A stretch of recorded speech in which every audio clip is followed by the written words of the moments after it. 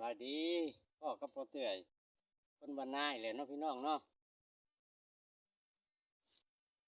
มื้อนี้ก็พ่อเตื่อยเริ่มปั้นคันทันแล้วเนาะพี่น้องเนาะพี่กายนี่ปั้นบ่ทันดำเป็นเดินเลยแต่ว่าน้ำมันบ่อยู่ปีนี้แหละสิพ่อเตื่อยแหละสิเฮ็ดเป็นคันเป็นไห้ข้างแน่เนาะนี่พ่อเตื่อยเริ่มปั้นแต่ว่าอากาศมันร้อนพี่น้องเอ้ยดินก็แห้งไว้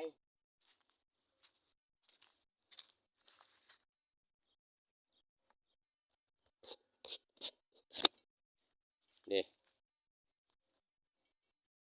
ก็สิได้หลายแมตเติบละได้เนาะพี่น้องเนาะ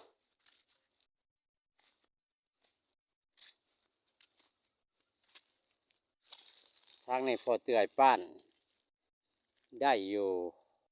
ตอนดำประมาณ10 กว่าล็อกนี่แหละกระป๋อกตัวนี้ละป้านบ่ทันเลยดำเป็นเดินเลยแต่ว่าเขาก็งามอยู่แต่ว่ามันบ่มีน้ำขังเนาะพี่น้องเนาะมันก็ได้ซ้ำมันบ่มีน้ำขังนั่นแหละแต่ปีนี้ละพอเตื่อยสิป้านเป็นไห้เป็นไห้น้อยยาวไปพุ่นละทางหวังงัวกินหญ้าพุ่น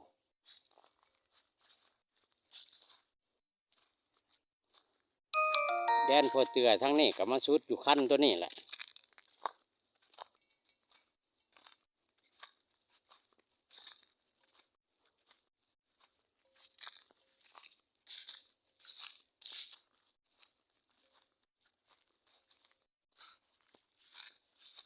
นี่คันหน้าให้ใหญ่นี่เนาะแต่นี่ไปกับซีเมนหน้าป้าหน้าลุงแหละไปหอดทั่วปุ๊อันนี้ก็ชื่อขั้นคู่อันนี้กันไปปูนแหละ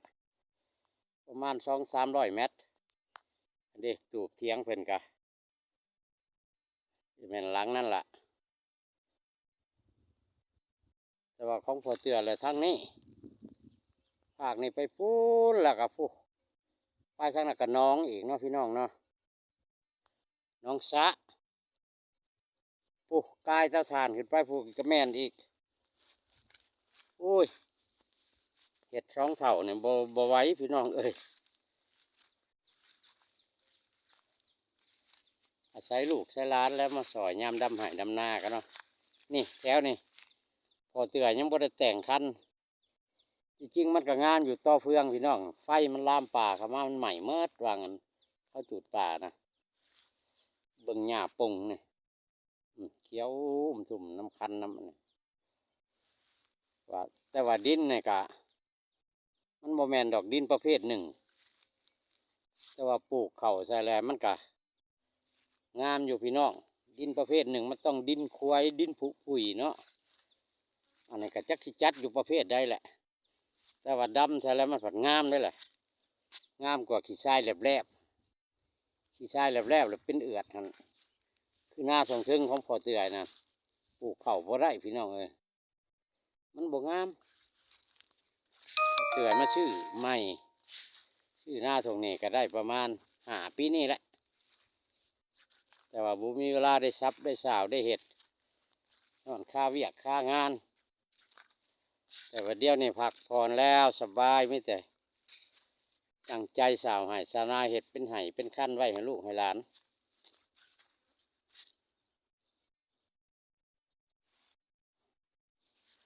แม่นเมื่อละผู้พี่น้องทั้งพูดทั้งอันนั้นนะพอเตื่อยป้านไว้แต่ปีแล้วได้ดำนาแล้วป้านได้